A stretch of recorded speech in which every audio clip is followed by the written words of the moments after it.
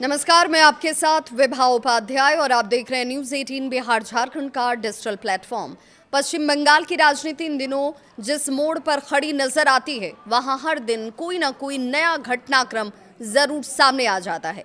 तृणमूल कांग्रेस यानी टीएमसी के अंदर चल रही कथित बगावत और सांसदों की नाराजगी के बीच रविवार को दिल्ली एयरपोर्ट पर एक ऐसा दृश्य देखने को मिला जिसने राजनीतिक बहस को और ज्यादा तेज कर दिया।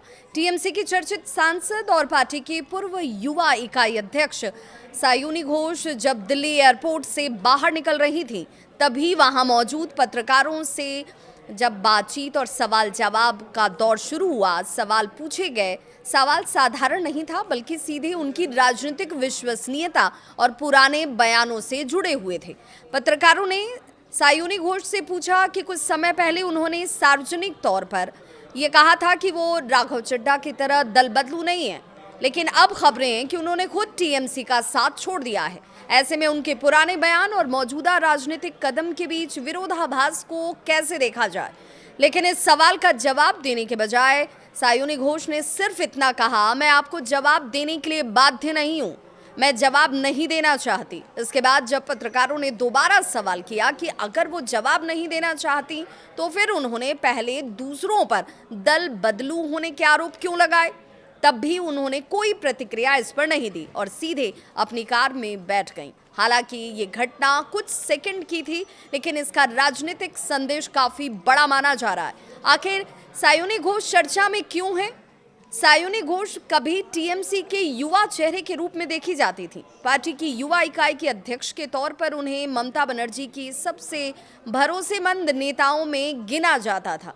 सोशल मीडिया से लेकर सड़क तक वो पार्टी की आक्रामक आवाज मानी जा रही थी। लेकिन हाल के महीनों में पार्टी के अंदर जिस तरीके के मतभेद सामने आए, उन मतभेदों की खबरों ने लगातार ऐसे विश्वस्त चेहरों पर एक बार फिर से सवाल ला दिया। इन चर्चाओं के बीच ममता बनर्जी ने संगठन में बड़ा फेरबदल करते हुए सायुनी घोष को युवा इकाई के अध्यक्ष पद से हटा दिया है। उनकी जगह अब युवा नेता अर्नब बनर्जी को नई जिम्मेदारी सौंपी गई है। इसके अलावा महिला संगठन में भी बड़े बदलाव किए गए। इन फैसलों को कई राजनीतिक जानकार पार्टी के अंदर बढ़ती असहमति और शक्ति के संतुलन की कोशिश के तौर पर देख रहे हैं। टीएमसी में अब सवाल ये उठता है कि क्या सचमुच बगावत हो रही है। ये सवाल इसलिए भी बेहद खास हो जाता है क्योंकि हाल के दिनों में आपने देखा होगा टीएमसी सांसद काकोली घोष दस्तीदार जो हैं, उनकी तरफ से एक बड़ा दावा कर दिया गया। उन्होंने कहा कि बागी खेमे में जल्द ही 2 और सांसद शामिल हो सकते हैं। अगर ऐसा होता है तो लोकसभा में समूह की संख्या जो है बढ़कर 22 तक पहुंच सकती है। ये भी कहा जा रहा है कि ये समूह लोकसभा अध्यक्ष ओम बिरला से मुलाकात कर अलग संसदीय गुट की तैयारी भी कर रहा है। यदि ऐसा हुआ तो ये केवल कुछ नेताओं की नाराजगी नहीं होगी, बल्कि टीएमसी के भीतर एक बड़ी राजनीतिक विभाजन का संकेत माना जाएगा।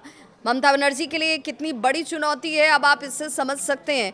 पिछले 1 दशक से पश्चिम बंगाल की राजनीति में ममता बनर्जी और टीएमसी का दबदबा रहा, लेकिन चुनावी चुनौतियों, संगठनात्मक बदलावों और लगातार बढ़ती आंतरिक असहमति ने पार्टी नेतृत्व के सामने नए सवाल जरूर खड़े कर दिए।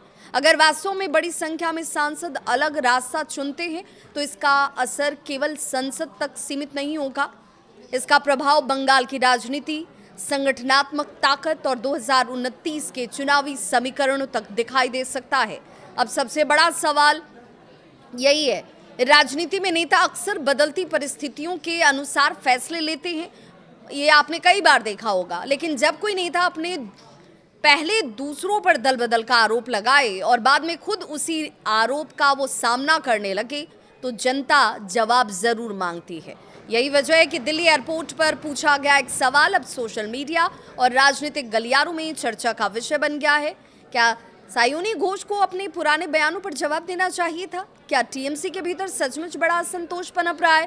क्या ये केवल संगठनात्मक बदलाव है या फिर बंगाल की राजनीति में किसी बड़े राजनीतिक भूचाल की शुरुआत है? आपकी क्या है राय? कमेंट सेक्शन में अपनी राय प्रतिक्रिया के तौर पर जरूर दें।